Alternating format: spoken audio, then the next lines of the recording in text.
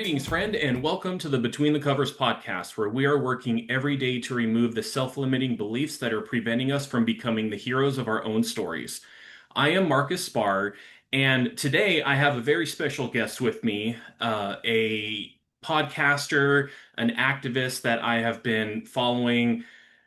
Oh gosh, it's been several years now, ever since I was listening to her being a guest on at the time it was the Cozy Robots show or Ask Science Mike. That was how I was introduced to this person. I've just been a huge fan ever since. So I am thrilled to have Tori Douglas with me, and she is the host of the White Homework podcast, which has definitely been great homework for me, let me tell you, with a lot of the things that I talk about here. And I'm just so thrilled. Thank you for being here, Tori. Yeah, thanks so much for having me. This is really exciting.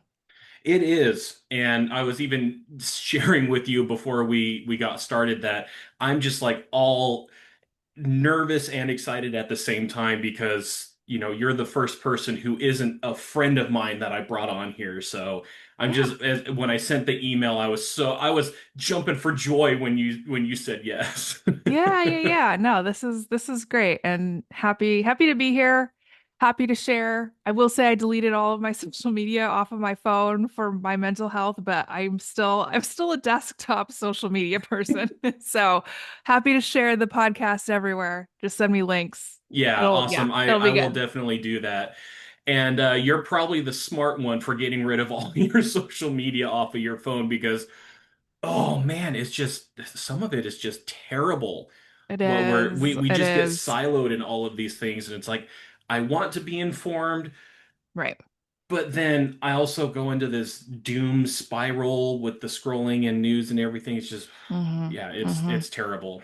Yeah, it's rough. It's rough out there. So Yeah, I'm like, yeah, okay, let's just do the little things, take some baby steps, go to bed on time. I yeah, don't this way I'm like I'm not gonna get activated right as I'm like trying to fall asleep because I'm yes. scrolling on, Instagram or Blue Sky and then I see something that's really upsetting and then I like can't regulate for 2 hours. So like let's just skip all of that and yeah.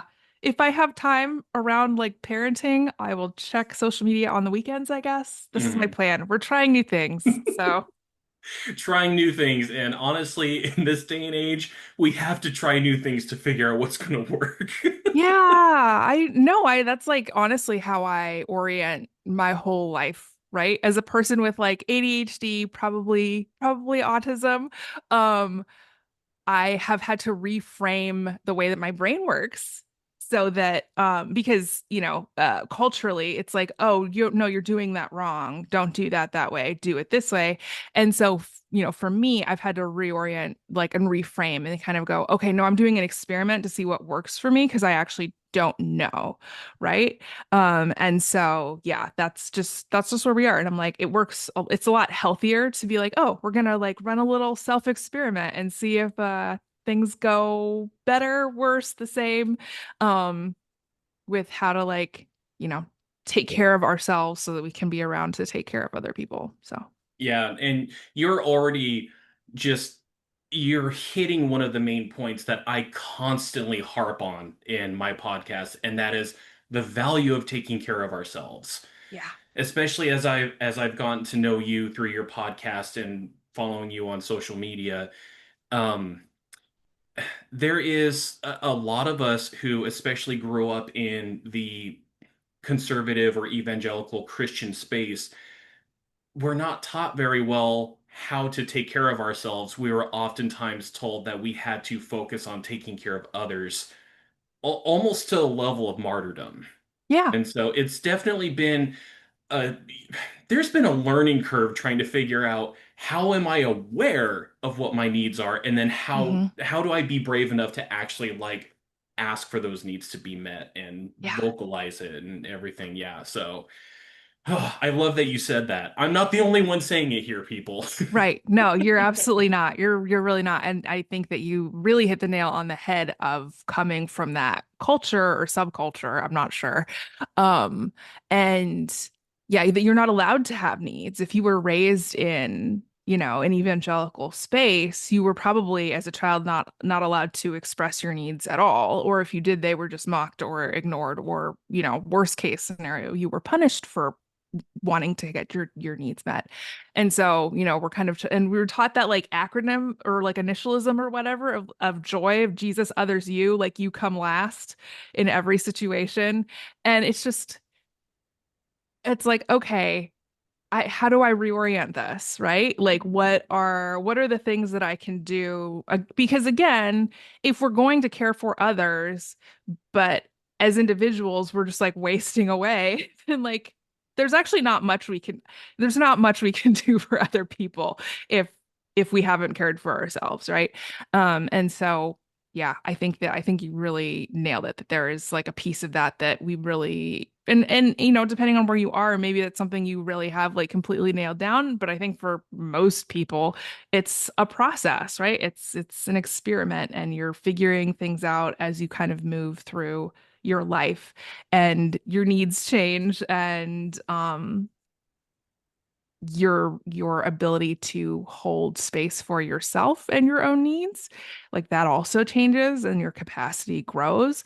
But yeah, it is really kind of a trajectory thing of, you can make it so that like more and more of your needs become someone else's problem if you don't address them, or you can make it so that you have a collaborative relationships with the people in your life, and that allows you to simultaneously sort of, or concurrently, be like filling one another's cups like as you are moving forward, right? And I think that that's a much better model than just the consumption model.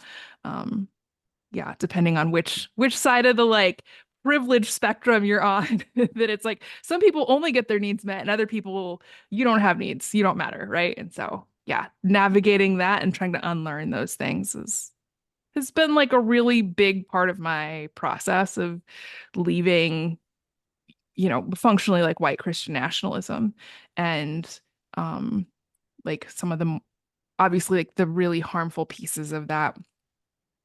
Maybe uh I wasn't necessarily the target, right? It's sort of that idea of like, the closer you are to danger, the further you are from harm. There's a little bit of truth to that, right? But yeah, now it's like, oh, I'm out. I'm no longer one of the good ones, so I'm a target, right? And so rethinking like, how do I orient myself again, so that I, not just so that I have capacity to um take care of myself and be like selfish and do self-care all day, but to like, what does it really functionally look like to be able to protect my neighbors and my community?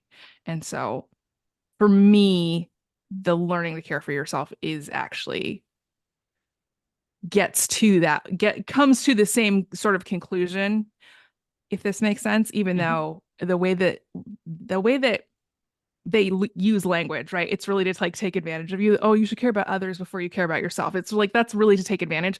But actually, you do get to the point where it's like, no, I am caring for others, and I have the capacity to do that because I'm not putting myself last. Yeah, absolutely. And I'm really hoping that we can get a different perspective of like some of these questions and just your story in general, because you are the first person of color that I have brought on to my podcast. Though I will admit, because I am an average podcast listener. And every single time I see a new white homework podcast come out, it's like immediately download it and I find the time to listen to it. That yours and Benji's stories have really sparked some episode ideas that, I mean, Oh, like awesome. I was challenged when Benji was sharing his story about the being homeless, Mhm. and just the struggles that he had with that were out of his control, and really challenged my assumptions that whenever I see someone who's panhandling or sleeping in the park or something like that, it's like, okay, Right. they did something Mm, that brought this upon them, and all of a sudden, Benji comes in with this story that just sucker punches me, and I'm like, oh, okay, yeah, I really need to change my views on that. yeah. Yeah, absolutely. And I mean, I think that that's one of the greatest benefits of being in community is that you do develop that empathy, right? Like there's certain aspects of, especially I think being in community with people that you who have different lived experience, right? Is that you can kind of go, oh, okay, I'm going to address the situation, whatever it is, with curiosity, if not empathy, at least curiosity instead of judgment or prejudice, Hmm. right? And yeah, so I do really appreciate Benji's story in that way, especially because again, like that was very clearly something that was not his fault, right? And yet he like suffered for years because of it. And not to say that there's like faults, like there's a lot of different factors here, right, that are systemic, but it wasn't like, oh, you made a mistake, or oh, I developed an addiction, or like committed a crime. Like there was none of that was involved, and it was still just like, well, sorry, you don't get a house now because like your your name on this card isn't right, you know? And so yeah, I do really I try to kind of approach those kinds of situations when you do like come across somebody who's panhandling or I live very close to what has turned into a shelter, like an overnight shelter for folks who don't have housing. And man, honestly, like even as like an anti-racism educator, even as someone who grew up in poverty and like very frequently didn't know like where my next meal was coming from, um yeah, it can be really easy still, like the cultural default, and so your brain's sort of default is to just jump to conclusions and be like, oh my God, right? And especially if it's negatively impacting you, like somebody on the side of the street, if I have $5, like yeah, I will happily give you $5, like I actually don't care because you need to eat. And like I don't $5 isn't going to get you like a meal at McDonald's anymore. I don't actually feel bad about that. um but when it's like negatively impacting me, like I have to be honest about how difficult like that has been, right? Because people kind of bus in from all over like my particular part of town to stay at the shelter at night. And I'm like simultaneously like glad that it's there. And also we had, have had a lot of people sort of around the shelter, because like if they find out that if they catch you like drinking, doing drugs, having sex, different things, they'll kick you out. And then I assume after a certain number of times being kicked out, at some point during the night, you are no longer invited back. And so there will be people crashing from different substances, like right on the block, right? And that was just sort of a daily thing. So I personally, even though I'm like, I air quotes know better, I still have to like stop and reflect on my own sort of impulses around like, oh my gosh, this is so annoying. This is so disruptive. This person is in crisis.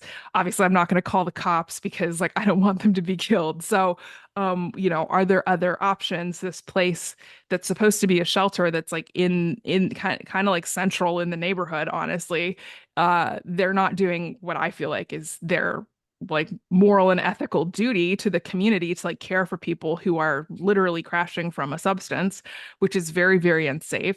They're just doing nothing because they're like, oh, we kicked you out, sorry, you don't get to come back, right? And so yeah, I mean, sincerely having to sit with like my own prejudices, my own reactions, my own kind of inclinations. And I think there's some selfishness to it. I think there's some like I think some of it is reasonable. Like it really isn't nice to wake up and find out that someone has decided to use your front like steps as a bathroom, right? Like that's just not pleasant.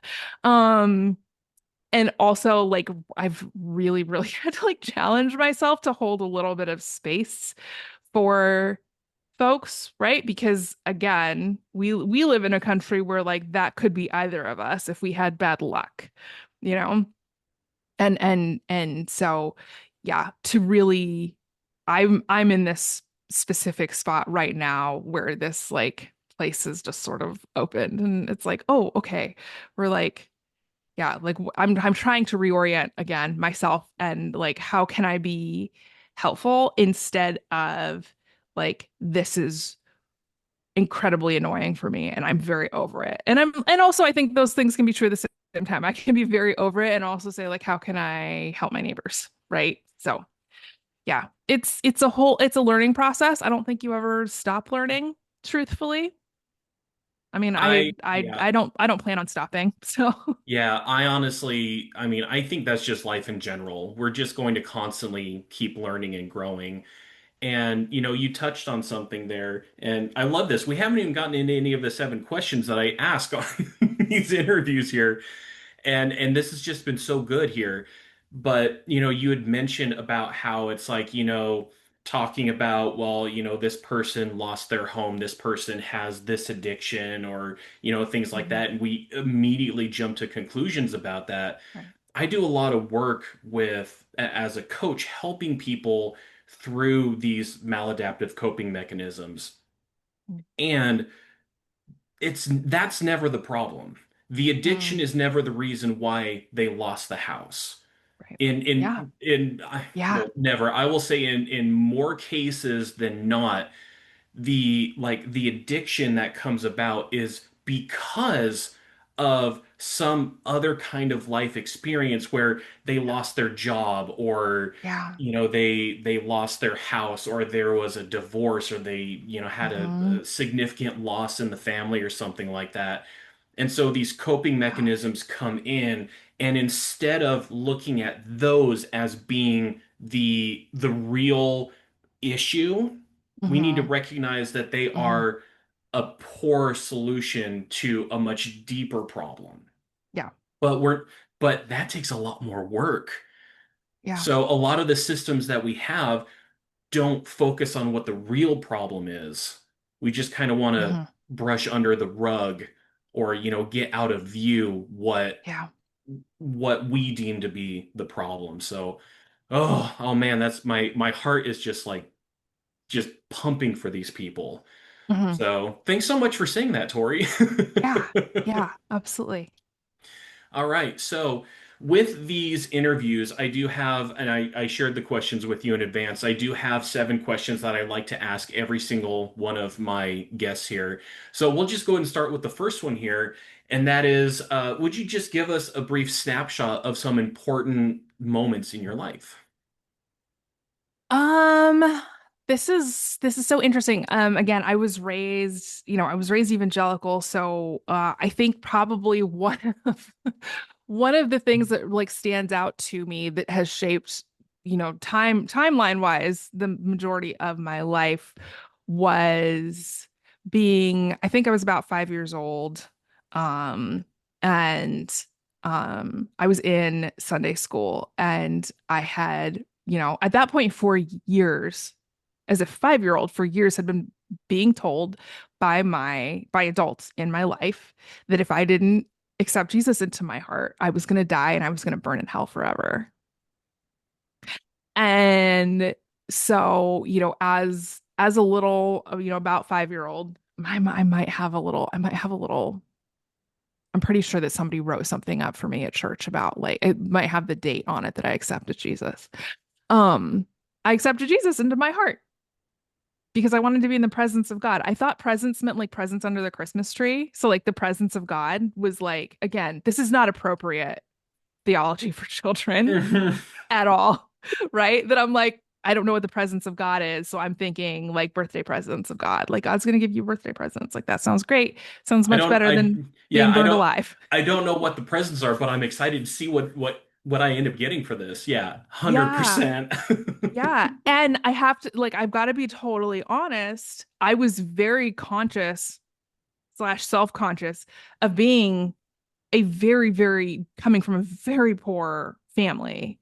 And so presence was like, this is exciting to me on that level because I didn't get presents or gifts very often, right?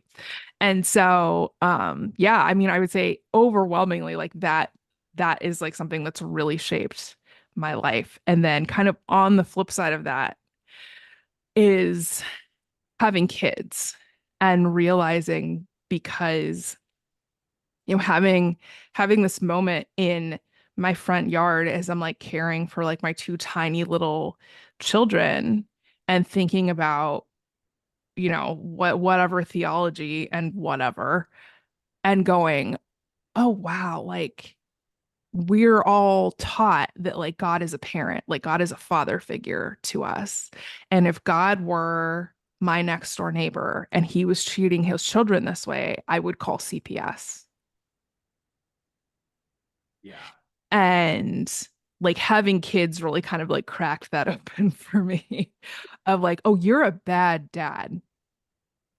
Like the person that these people are all worshiping, like, good intentions or, just like power mongering, like whatever the whole spectrum of it. Like you're a bad dad. And that was sort of like it was very much the beginning of the end for me, in terms of my faith personally. So Yeah. yeah. Oh man. Oh, I want to sit with that for a little bit because that is the way that you describe that, that is so huge. And that's one of the things that you and I can connect on is some of these adverse religious experiences Hmm. where, mine I so my spouse and I, we don't have children of our own. That was something that we had determined was not going to be a good thing mental Mm. health wise. And so we are Yeah. instead working to be the best aunt and uncle that we can possibly be. And ours came from being used and abused for our volunteer efforts Mm. within so many different churches that we just Yeah. burned out. Yeah. And the description that you gave that, this is a bad dad, if that's the model that we're working from, yeah, when you Mm. really think about it, it's like, okay, I'm being asked to give and give and give some more, and I need to constantly think about others before me. Hmm. You're Yeah. talking about, think like taking care of yourself last. It made me think of this five-finger prayer that I heard growing up. And you Mm. started with your thumb and you prayed for the people who were closest to you.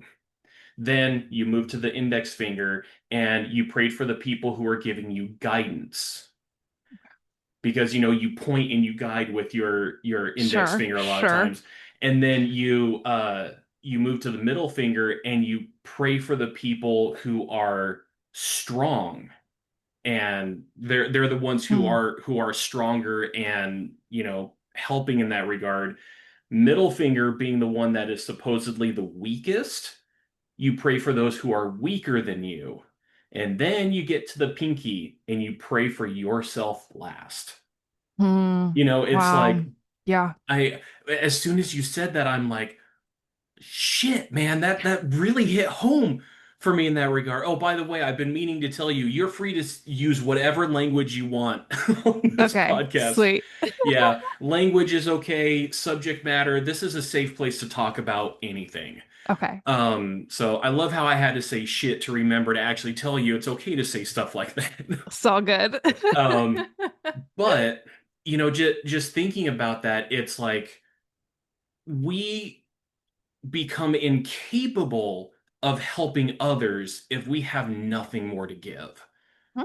And we take a look at those models and it's like, well, if we're constantly giving to ourselves last, but then we also expect others to give to us and meet those needs, and when those are not met, it kind of leaves us in a deprived state. Yeah. And if that's the model, if that's how God as a parent is Yeah. telling us we need to be, yeah, that's a bad example. Yep.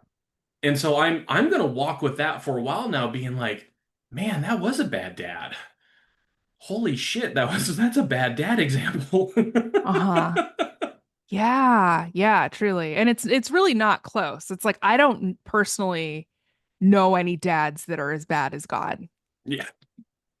Yeah, and like I even think some of my family, I've actually not told them that I no longer identify as a Hmm. Christian Sure. because I'm not entirely certain how. I mean, the ones I'm talking about, very conservative Christian. And Right. so as soon as they hear that, my fear is I'm going to turn into a pet project for Yeah. them and they're going to want to Yeah. bring me back in the fold, kind of how that works. Hmm. But like for my parents, when I did open up to them, I received so much more grace and love than I Hmm. expected because I was operating on a flawed model. So Hmm. even my parents have been better examples of parents than this God that I was told was the Right. perfect embodiment of it. Yeah. Yeah, Yeah. that's true. That's very real. That it's like, yeah, we don't actually everybody that you know is a better parent than God, and that's a good thing. Yeah. And I'm not afraid to say this kind of stuff because I used to be a part of a Christian recovery community. And then I had to step away from that as I was deconstructing my faith Mhm. and wrestling with some of these questions. I have been very overt in my criticism these days that it's like if anyone is a Christian who still listens to this, then you know what you're getting into when you come Sure. on this. Sure. Yeah. Um, so yeah, growing up with these examples of what it is to be a Christian from a very young age, and then kind of realizing the flaws of that when you had children of your own. Mm. Um, were there any other like important moments in your life that we didn't get to talk about? Um, I mean, I would say in terms of like kind of what made me who I am today and really got me into like the anti-racism work that I've been doing is the murder of Michael Brown and the Ferguson uprisings. That was like catalyst for a lot of things. But growing up in white evangelical, white Christian nationalist spaces, um, yeah, that was for some reason that was one where they felt like they could say what they wanted to say. And it was like, oh, I don't have to do the like little Christianese filter anymore of like, for all have sinned and fallen short of the glory of God or whatever the fuck. And I was like, oh, okay, I'm like not wanted in this space.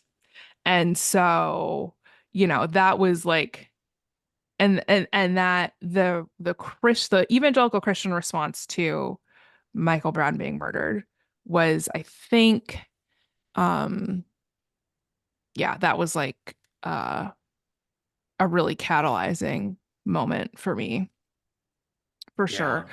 for leaving church. And then the and then the God is a bad dad realization was, I guess, the catalyst for me like kind of leaving religious belief entirely. And it's just not really something that like speaks to me. It's not something I'm like super interested in necessarily, despite having just having a podcast about the Bible. um yeah, so I mean those are some real big ones for sure. Yeah. Well, Tori, thank you so much for sharing all of that. And you've probably touched a little bit on this just in our pre-question discussion here. The next question that I want to ask is, what is something in your life that you've had to overcome? um is being homeschooled an acceptable answer? It is whatever the answer is. If it's something you had to overcome, it is acceptable. So yes, 100%. I don't know that I've fully overcome it, to be honest. Um, no, I mean, we don't necessarily have to go down that path. I think that one of the things that I really actually sincerely had to overcome was the way that evangelicalism made me think about myself, right? Because, you Yeah. know, every Sunday you're singing, I'm a piece of garbage, I'm a worm, quoting the Bible, no less. Yeah. And um, the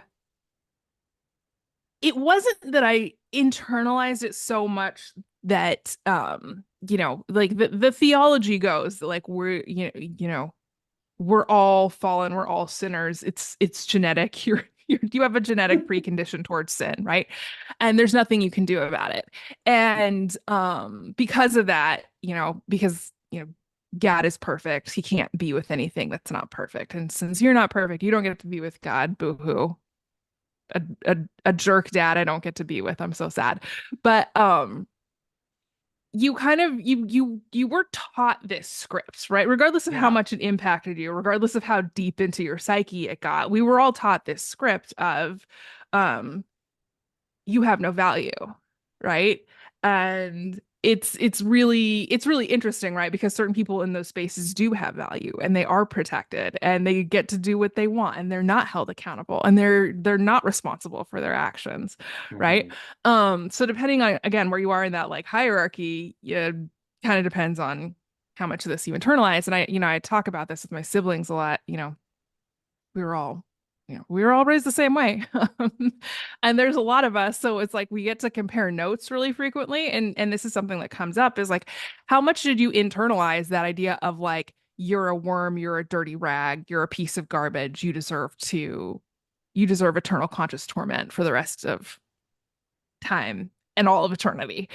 um and it is really interesting like how that impacts you, but learning that I just get to, that's actually not true, right? And I get to be kind to myself because it wasn't that I thought that I didn't have value, right? Like that part didn't really sink in super deep for me. I know that like for other people it did sink in really deeply and that's a lot of work that they had to do to like um dig into that and like plant a better garden, right? Of beliefs, like self-beliefs. But what I did have to do was like start being kind to myself. And that felt impossible when I first was sort of presented with this. And it's really wild. It's one of those kind of ring of fire moments for me in my own life. Um that I've experienced where it's like, oh, I can't do this. Like someone's like, oh, okay, let's do things differently now because this is good for you, right? And I don't want to in any way make light of people who are stopping smoking, right? Because I know that that's a Mhm. really big deal, right? Yeah. But if you are a smoker and somebody comes to you and is like, babe, you got to stop smoking, you're gonna die, right? Um, I think it's probably very for me, like being kind to myself was probably very similar to that. I was like, I can't, I nope, I can't be kind to myself. I can't use who will keep me in line if I'm not using this dehumanizing language against myself, right? And it's such bullshit. Like it's not real, it's not backed up by science, but like when you come to that moment, when you reach that particular mirror and you're like, "Oh, I've got to be really brutally like honest with myself." And not the brutal honesty of like, again, you're a piece of shit, but the brutal honesty of like, you have value. You deserve to speak to yourself kindly. Like, whoa, that's like a nope, nope, nope, nope, nope. Like, you know, my nervous system is like fight or low, being kind to yourself. Like, that's a fight or flight thing, right? Like, that means you're in danger.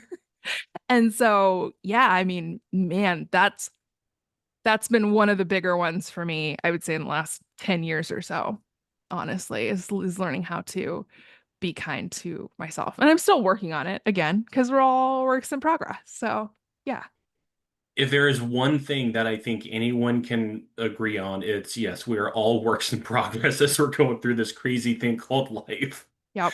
Yep. And Absolutely. that is such an important message because I and it kind of seems like, especially with society today, we're seeing so much of just hatred towards Mhm. other people. And especially for us who grew up with like purity culture and that kind of stuff, there's even self-hatred. Yep. And oh Yep. man, it's like, especially for those who are proclaiming to follow this being of love, man, there's a lot of hatred. Yeah. And that's the script that we're given is we're bad individuals. Therefore, we hate ourselves for doing something that reinforces this message that we're receiving. Mhm. And man, it's if even for me too, it has been a lot of work to try and unravel that. And especially with mental health these days. I feel like I'm saying especially a lot whenever I talk here. Anyways, I will listen back to this and be like, man, that was my word of the day. Just kept coming up.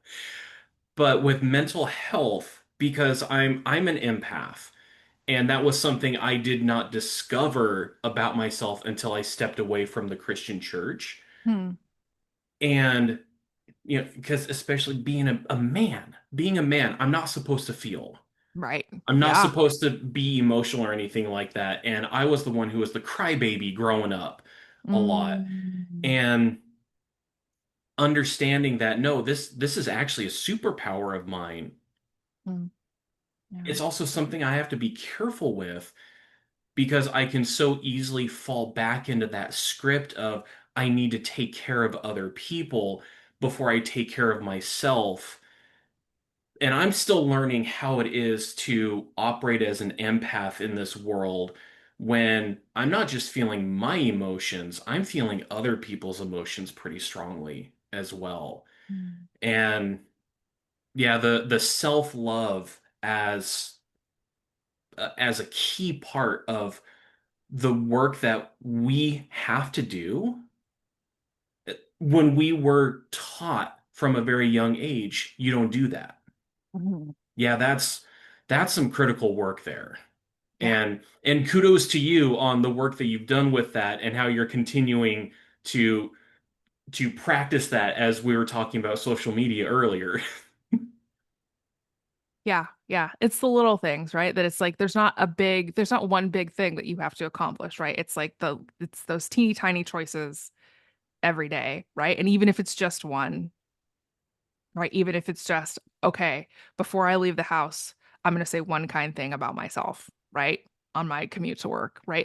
It's just, even if it's just the one tiny little choice, like this is what I'm learning right now is like kind of like micro habits essentially, and how I can sort of use those to really empower myself, even if I'm not doing everything perfectly, then it's like, oh, okay, but I did the one thing, right? I did the one thing that I'm like trying to work on. And it doesn't have to because, the way that my brain works is I'm like, oh, I should, go for a 6 mile run every morning. And it's like, yeah, sure. Like that's actually something that's fun for me, but I'm not like at the point in my life right now where I can do that. And so instead of beating myself up about the fact that it's like, oh, I went out and I like tried to run 6 miles and I ran 3 miles. Like instead of that, it's like, nope, let's just look at it a very different way. Um, and and then give yourself credit for it. Right. And that's like, I don't think that I could get to the point where I'm able to give myself credit for, like 4 minutes of meditating, right? Or reading 3 pages of my book before I go to sleep, like those teeny tiny things. And I'm like, I want to do this thing. I want to be like somebody who reads before bed. I want to be somebody who meditates for, I don't know, an hour a day. Like I'm exaggerating, but whatever the thing is, right? I want to be that person that's like working out 17 hours a week. Not really, but just whatever that thing is for you, right? That I had to get to the point of, I needed that foundation of like a kind self-communication to get to the point where I could give myself credit for those tiny little things where I'm like, nope, I did the thing that I said I wanted to do, right? And I can check that off the list. Whether I meditated for 2 minutes or 20 minutes, I still like the momentum is more important than like the volume. And so yeah, it's actually empowered like the kind self-talk has empowered me to like move to the next step of what I needed personally, which was being able to give myself credit for those small things that feel, and I think in a lot of ways that we were taught like don't matter, right? Yeah. If you didn't um whatever, again, whatever the thing is, right? If you didn't lift 5 times this week, it doesn't count, right? Like that's just not true. You know, um, it's like, oh, if you like you ate everything that you were supposed to, like completely on like your plan or your diet, but you had a burger, then it doesn't count. And like this really actually seeps into it becomes really subversive, I think, in a bad way and culturally, right? Because this is how we deal with um like alcohol addiction, right? And substance use is like, oh, like you did the thing the one time, you're back to zero. Yeah. It's like, oh, that's like the opposite of motivation. If you're trying to help somebody like stay on the straight and narrow or whatever the situation is, you're trying to help somebody stay on the wagon, you're a zero now. It's like, what the fuck, man? Like I Yeah. just like lost credit for 7 years of being sober because I had a drink and like didn't get drunk. Like, yeah. So the all or nothing thinking, Yeah. right, is like something that I again was really unlearned, like inadvertently by self-compassion. So Yeah. Oh, I love that because I've shared so many times on this podcast about how it's not helpful if we should all over ourselves, which came to mind as you're yeah. talking Yep. about, the I should be running 6 miles. I should, I should. No, no, stop doing that. It's not Yeah. helpful. The Right. shame culture Oh my that gosh. that we I have know. that we have I grown up know. with. And the all or nothing, the perfectionism, it's like Hmm. none of this is helping us. Right. Friend, I hope that you are absolutely listening to this conversation here. Tori, this is gold. I am so grateful that you have been sharing all of this here because Yeah. none of this is helping us. Right. It's not. Oh, I love it. Absolutely. I love it. All right, so my next question is who is someone who has helped you get where you are today? Um, can I tell a little bit of a complicated story? Absolutely. Use it this time. Okay, because like one of the people that helped me get where I am today is actually someone that I no longer speak to Mhm. and asked that like my name be taken off of their book.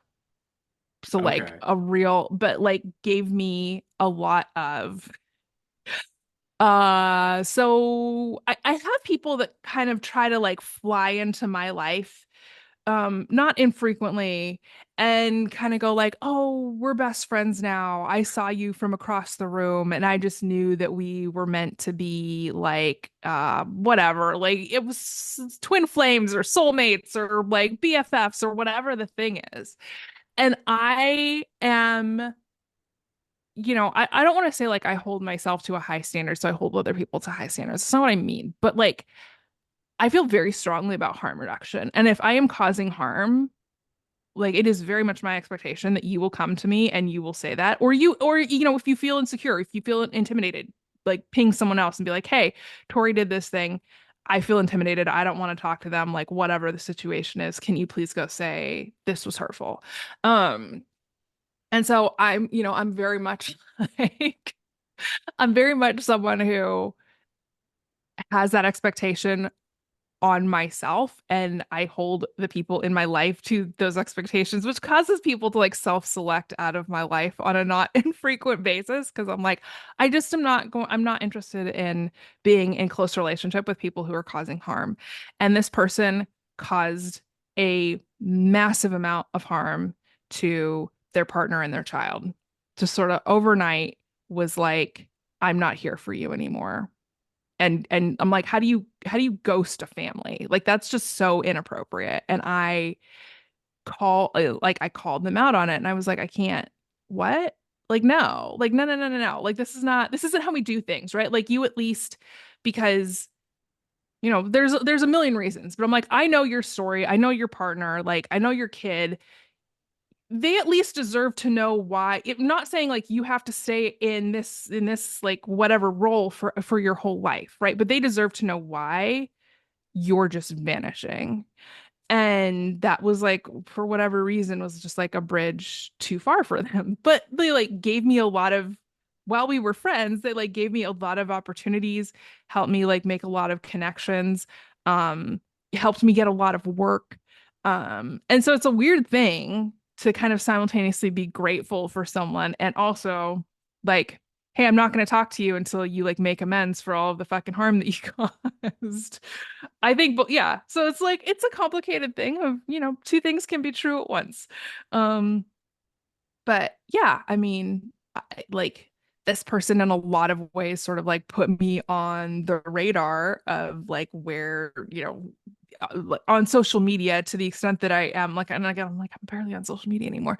But, all that being said, like really actually did help me advance my career. And like I said, I like, wrote a blurb for their book and then yeah, then they like made this decision and it's like again, I'm not trying to like I'm not someone who's like marriage is sacred, or whatever the situation is. Or like you have, if somebody helped you at some point in your life, you owe them like whatever. But it's like people, if you are gonna leave a situation, especially like your family, like they deserve an explanation of why, right? Like, sorry, that's just how relationships work. If somebody's invested their whole life into you to make you successful and then you're just like okay bye it's like no no no no that's not how we do things. And so yeah, that's a person that I can't can't name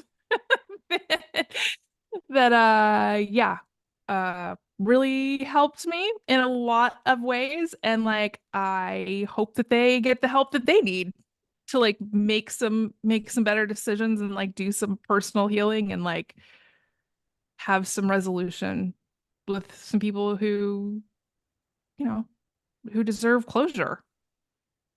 Yeah, and I I absolutely love this twist on this question because you're the first one who's asked. It's like, can I tell kind of a complicated story to answer this? And because I base these conversations a lot on like the hero's journey, Mm, and one of the things that we look at all of these different heroes, and they all have people who have helped them get to where they are. yeah. Well, even the best heroes out there, they have people who help get them where they are who were not exactly the best kind of people. And even one of my favorite heroes from one of my all-time favorite video games is betrayed no less than two times by the same person. Mm, And so you take a look at that kind of dynamic and it's like, yeah, when we think of this question, we oftentimes do think of, oh, who's the person who really came in and like picked me up and helped me get from point A to point B, and they've just been this awesome person throughout my entire life. And it's like, oh, well, what's been a lot of this conversation? We're human. hmm. People change, people make poor decisions. And Yeah. so I like that twist on it where, yeah, someone who helped you get where you are doesn't necessarily mean that person is still in your life now. Hmm. Oh, Tori, that is so great.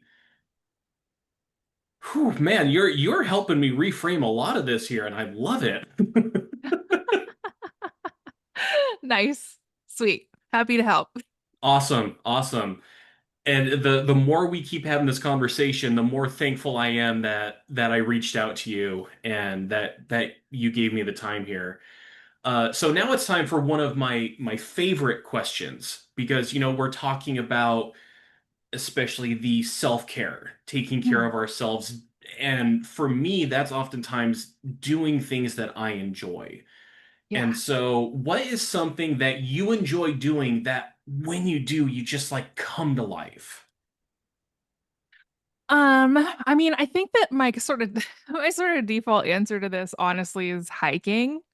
Um, and yeah, it's kind of interesting. I think that like being outdoors for me as a little kid, just because the environment I grew up in was so rigid and so structured and just like sort of obsessed with the Bible and sinning or making sure that you're not sinning or like whatever.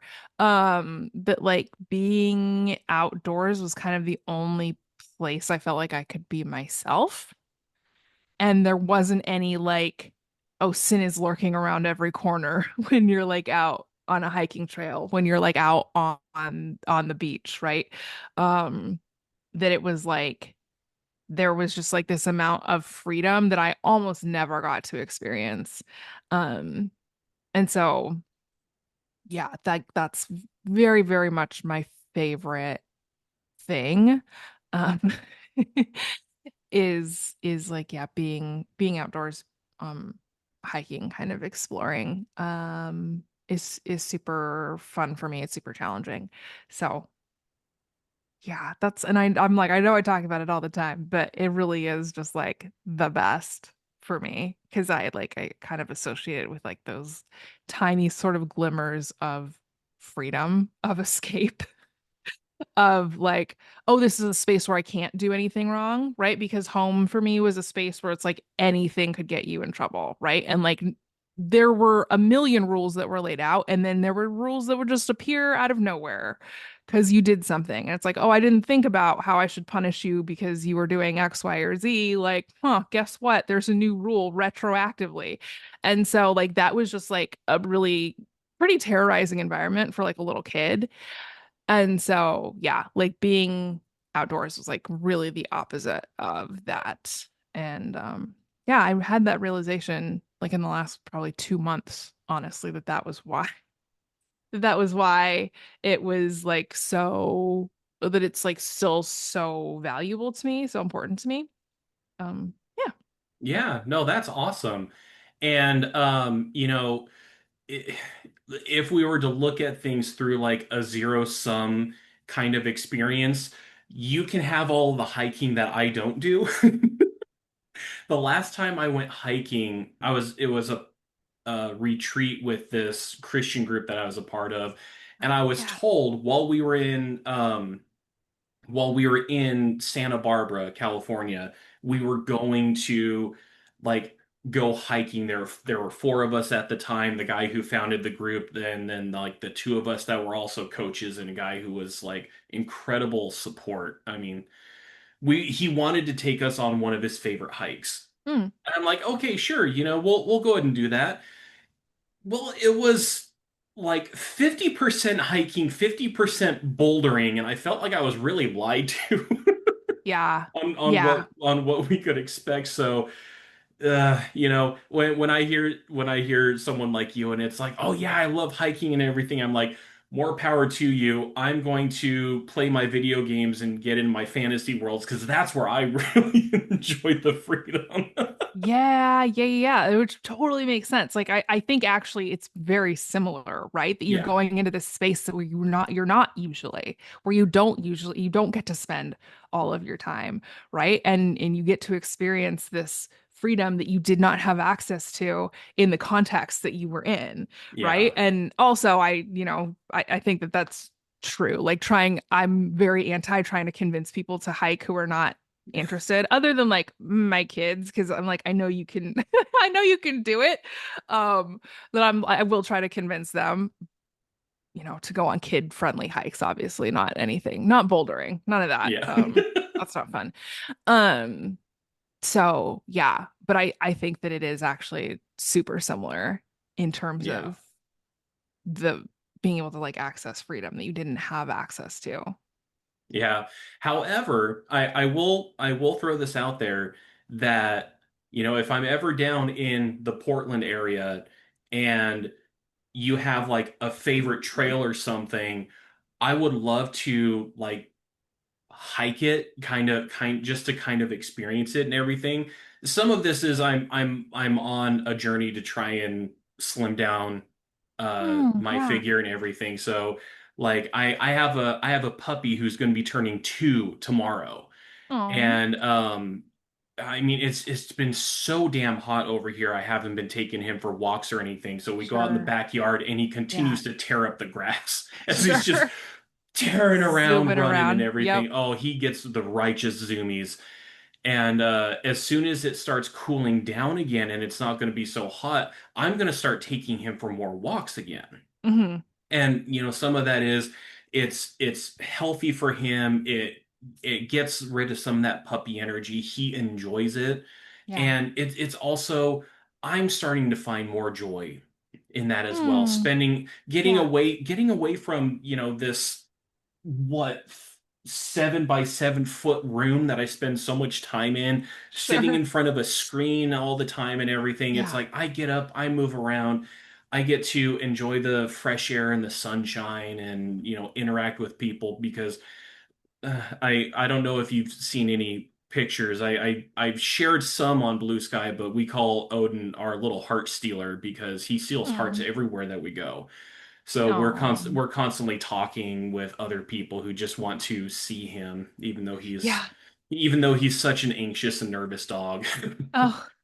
Um, but if like in the future, if I ever happen to be over there, I may reach out and be like, hey, what's a trail that you would recommend? And I might go hit it and kind of see your definition of hiking compared to this one friend. Oh, that Oh was an man. Yeah. experience. Yeah. That's really, yeah, that's wild. That's not, oh my gosh. I don't know. I'm like, why would you yeah, again, it's like why would you ruin something, potentially ruin something for someone instead like because again, it's like it's hard to communicate. You see a trail that's labeled like moderate or whatever. I don't know exactly what it is, but it's like difficult and it's like it just varies so much. You don't know really what that means. It's just like, okay, we're gonna risk it. Let's see what happens. Yeah. And so yeah, I'm very much like anti trying to like get people to talking something down so that like somebody who's not as comfortable wants to like come with me. I'm like, no, no, no, no. You do what your comfort level is, and I'll do my best to explain it, so that you kind of get like a good grasp of what's going on. But yeah, I'm taking my kids on Saturday on a new to us hike we haven't done before, and I'm really looking forward to it. Cool. It's supposed to cool down by then, so yeah. So my next question for you, Tori, what is a hero to you? This is such a good question because I try so hard not to put people on pedestals, but I think that like for me, thinking back on, most of the heroes for me, this is going to sound probably really strange, are people that I've like never met, will like never know their names. And but people who overcame just like massive amounts of adversity and challenge, or maybe didn't even overcome it, maybe succumbed to it, right? I think a lot about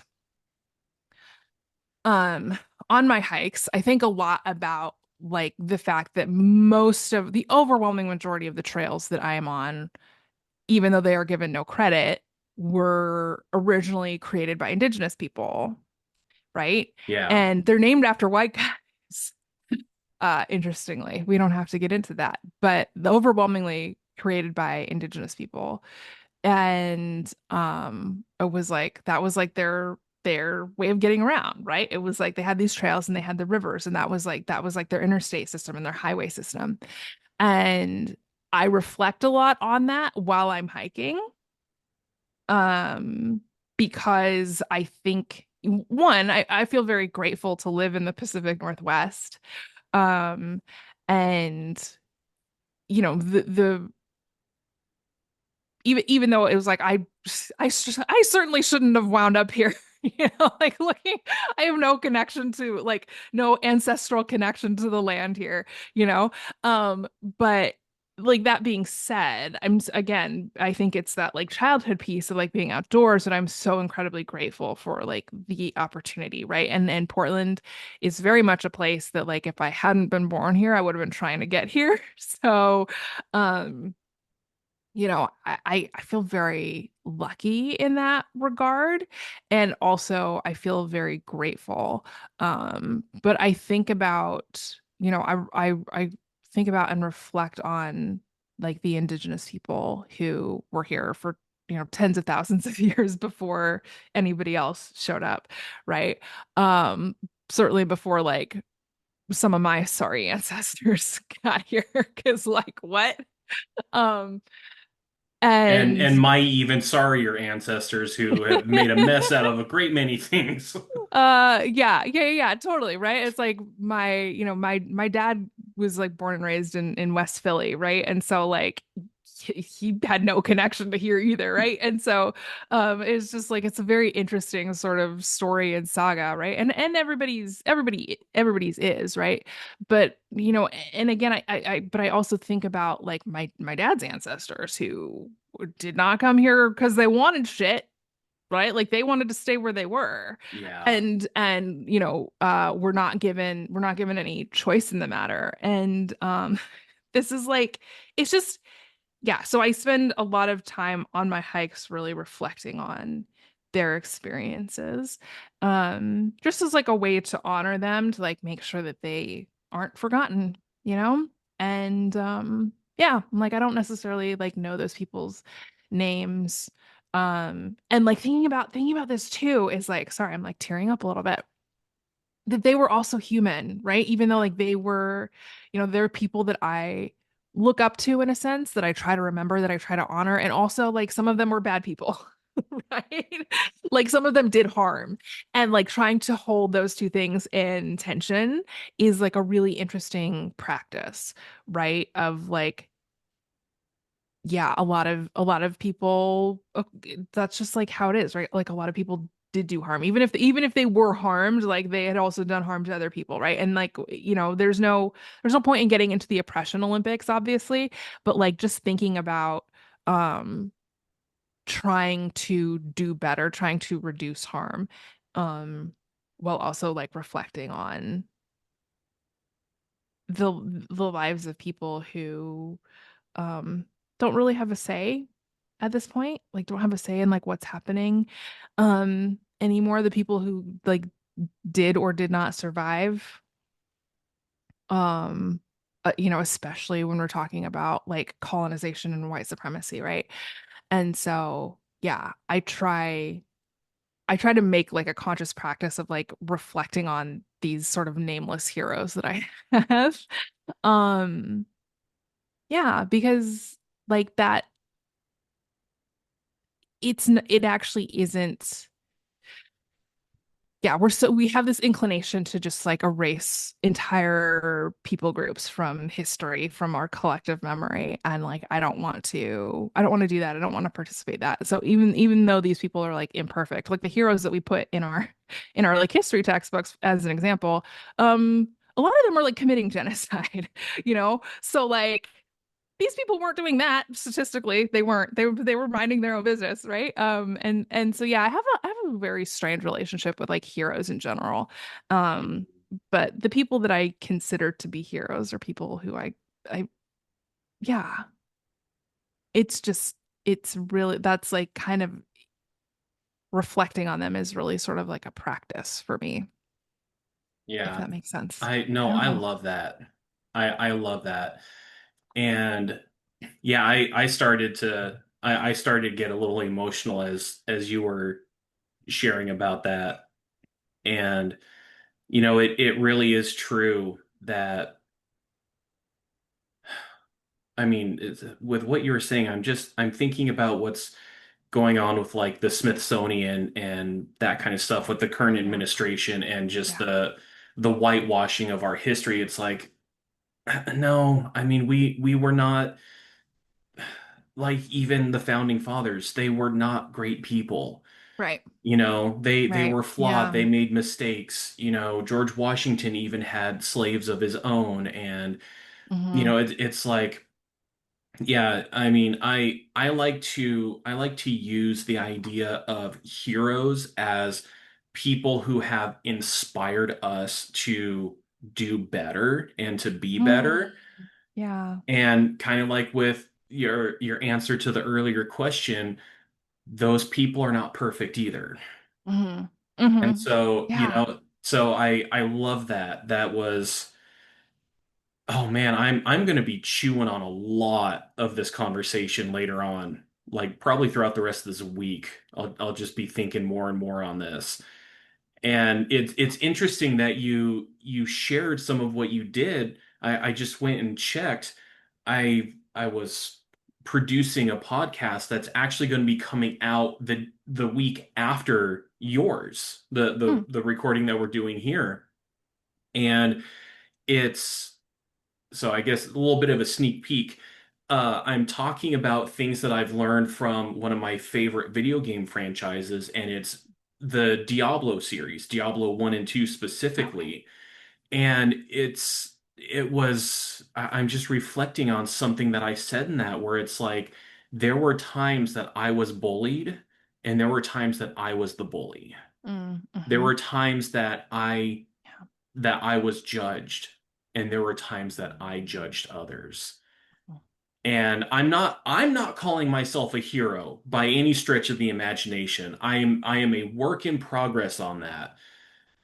But the people who we do like I don't want to be one who puts people on pedestals and idolizes them or anything like that. Right. That whole thing about never meet your heroes. Yeah. I'm the same way in that regard, and I still like to have these people who inspire me, Mm. whether I know them or not. Like Yeah. you're saying, it's thinking about all of the indigenous people who, yeah, they were the ones who had these trails. They found like the really convenient ways to like follow this river or, get from this location to another. And Yeah. then suddenly white guys like me come in and it's like, hey, I've discovered this. Let's name this after me. It's just, Uh-huh. Uh-huh. oh yeah. No, that was wow, that is incredible. And I really do appreciate that perspective, Tori. Yeah. Yeah. So my next question is, who is an influential hero in your life, whether we're talking someone who is fictional or non-fictional? I do appreciate the fictional piece because like um yeah, Mo most it's a of the great. he most of the heroes that I have researched have been from like popular media that I enjoy, so most of them have been fictional. No, that's so great. That's honestly great. Uh and yeah, I mean, I guess like in this is so nerdy, but like in the face of like just the rising fascism that we're experiencing in this country right now, I've been finding a lot of solace, honestly, in Frodo and Gandalf, you Yes. know? And like it just I know, and I know it like it wasn't about that, like it wasn't about the war or whatever. Like I get that. And I want to be respectful to like what Tolkien had in mind when he was writing. But I do like right now I am finding a lot of I guess strength in like the Lord of the Rings and like this overwhelming, impossible, let's be honest, challenge of like what do we do with this thing that's like incredibly powerful and like the entire world is being torn apart. to find it so that we could tear it apart some more, right?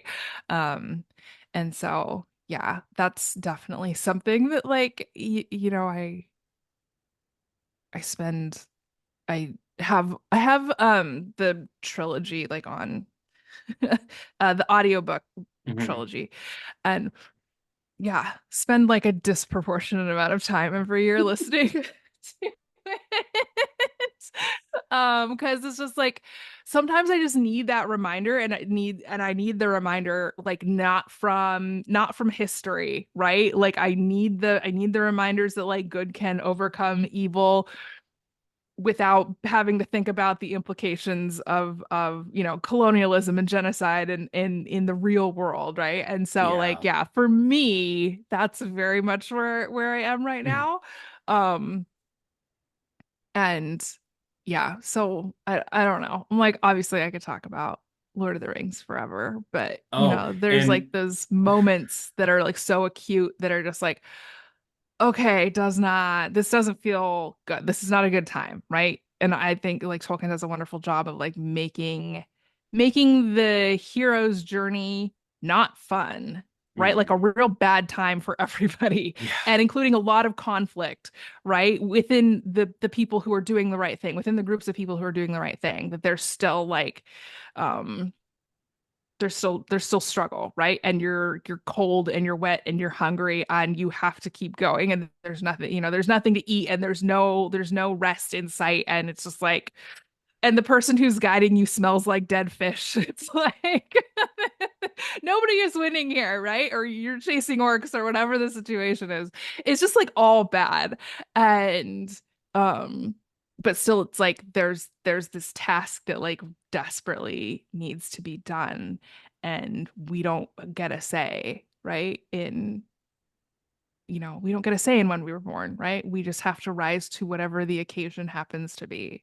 You know, if it's like destroying the One Ring or, you know, like being loud and obnoxious so that your neighbors don't get arrested when ICE shows up. Like whatever the situation is, like those are the circumstances are different, but like yeah, I think I'm very much at a point where I'm like I need to yeah, be able to like kind of step out of history for a little bit when I'm feeling overwhelmed or discouraged Yeah. with everything that's going on in the world. So like yeah, that's my answer right now. Yeah, no, I love that because I've already done a hero study on Frodo, Yeah. but I'm reminded that I haven't done one on Gandalf. I have I actually have on a note here for Aragorn and Samwise to still be ones to research and kind of look at their hero qualities. I can't believe I forgot about Gandalf. Man, he's like one of the best characters in the entire series. He's So one of the best characters who's ever been written, yeah, truly, you yeah. know, like just really, really up there. I mean, obviously, like I'm biased, so maybe don't listen to me, but huge fan. I was the one who reached out to you, so clearly I'm going to listen to you, and I'm not objecting. But yeah, maybe we can have a conversation going more into a deep dive on Lord of the Rings and everything, you know, offline because that's another one. God, I'm thinking I haven't like read or listened to the audiobook in a while, and I haven't seen the movies in a while, though I do have I have these awesome friends in my D&D group who one of them wants to introduce his soon to be husband to Lord of the Rings because he Mm, hasn't watched the trilogy. And okay. so we just keep talking about, oh, are we gonna have a movie night? Are we gonna have like Yeah. a marathon movie night? And because you got to watch the extended editions, you know, Yes. clearly. Yes. So Hmm. are when are we gonna plan this? Are we gonna find like a Saturday where it's like we watch one movie, take a little break, maybe talk about it, watch the second movie, you know, get some dinner, talk about it, watch the final movie, and just have this Yeah. marathon. But I'm That's so just awesome. yeah, I'm reminded it's like, oh yeah, I haven't seen those in a while. And honestly, I would benefit from reading more than I do right now. And I have not read Lord of the Rings in a long time, but maybe I ought to borrow the audiobooks from my library. Yeah. I'm pretty certain they have them. Oh, That would be a certainly. fun experience. Yeah, yeah, yeah, definitely. Yeah, they're so good. That's what I did. Honestly, that's what I did. I kept borrowing them so frequently that I was like, I'm just gonna download them. 'Cause, yeah. And you love that. You've just got to love that. In fact, there is the author that the first author that I hosted for the cavalcade of authors Hmm. that I volunteered with. I'm wanting to reach out to her to see if she would like to be interviewed for my podcast as well. But I developed this nice relationship with her. We'll still email back and forth and everything. And I am a big uh I am a big proponent of sharing about her Seven Realms series that she has written. And she's done a sequel series to that called The Shattered Realms. And I've only listened to the audiobook of the first book in the Shattered Realms series. And as soon as I got done listening to the first chapter of the audiobook, I fired off an email to her. I'm like, "Hey Cinda, I've been listening to, Firecaster, I think is the first book. It's like I started listening to the audiobook of Firecaster, and I just want to say thanks for killing off one of my favorite characters from the previous series within the first chapter." And the response I got back was, "You're welcome." I love it. I love that stuff. That's awesome. All right, so my final question, Tori, is is there anything that you want to share with our friend that you didn't get to say? Hmm. I mean, you've actually given me a lot of opportunity to kind of like think through and like process some things that I'm kind of going through recently. Um, and yeah, I feel really good about this. I guess what I will say is if you are listening and you feel like you are at that point of, or when you get to that point, maybe you're not there right now, but when you get to that point of a moment in your personal like growth and development as just a human being, and it feels impossible, like the next step feels like, yeah, I'm never going to get this done, I'm never going to get through this, like this is, if I commit to this, I'm going to be doing it forever, and it's always going to feel like work. I would just encourage you gently to just face your fears and take that next step, whatever it is. Like, don't turn away from that. Those moments are really powerful. And um, you will very quickly reflect on that moment and realize, oh, it felt overwhelming, but it actually wasn't. It felt bigger than me, but actually I was up to the task. Um, yeah. Oh, man, right at the end you had to sucker punch me, Tori. This I have told I have shared so many times because I'm an aspiring author and I will use my writing journey as an example a lot of times. And sometimes I just give into that fear a little too much that it's like this is overwhelming, or I start playing the script in my mind that that I'm just not a good enough writer, no one's going to be interested, and I need to remind myself, do this for myself, write the Mhm. story that I want to read, and if others enjoy it, great. But then Yeah. I sit down, it's like, man, I really want to write. Oh, I'll start that tomorrow. It's like I come up with all of these excuses Mhm. because I'm just giving into that fear. Right. And Yeah. so, as much as I was joking about it, I really appreciate you sucker punching me on that because I need that reminder. I really do. That yeah, if it's something that I'm afraid of, I can find that bravery to step in and just like do what's the next step. Yeah. Okay. I'm not going to sit down and write the final draft in one Mhm. sitting of this novel, but you know what? I could sit down and write like the first page. Yeah. Yeah.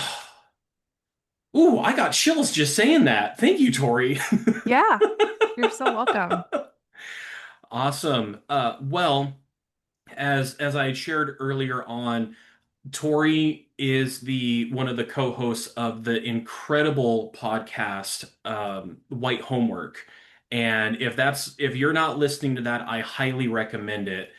And is there is you're not too big on social media or anything, but if people did want to follow you, learn some more about you, where could they go? Yeah, no, that is a great question. I'm trying to like I'm trying to figure out, I'm like, where should I send people now? Um, but I am still on social media for sure. So don't let that intimidate you. I am mostly on Blue Sky, I will admit. At toryglass.bsky.social.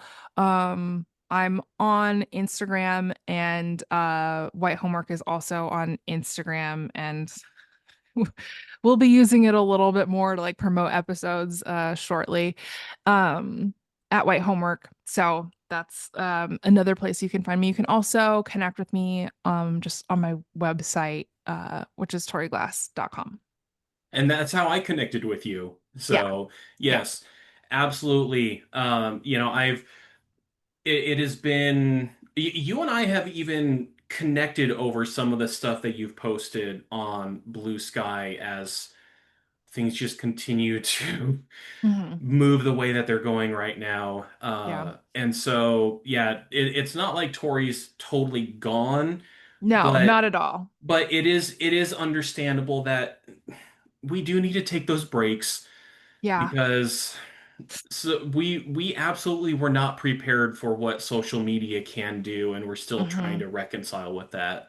Hmm. So, but yeah, 100%. I will put links in the show notes of how you can connect with Tori. And again, I cannot stress enough, if you're not listening to White Homework, go listen to White Homework. For someone like me who grew up in a very sheltered, privileged white American home community and everything like that. Just hearing the insights of Tori and Benji and some of the guests that they bring on has really opened my eyes and helped me to understand not just my privilege, but also the systems that people like me have created that are making it harder for people who are not like me. And Hmm. the only way that we're going to move forward with any of this changes to the system is, first we got to become aware of it, Yeah. and two, we got to start doing something about it. Yeah. So thank you so much, Tori. This was such an awesome experience. Yeah, absolutely. Thank you so much for having me on. Awesome.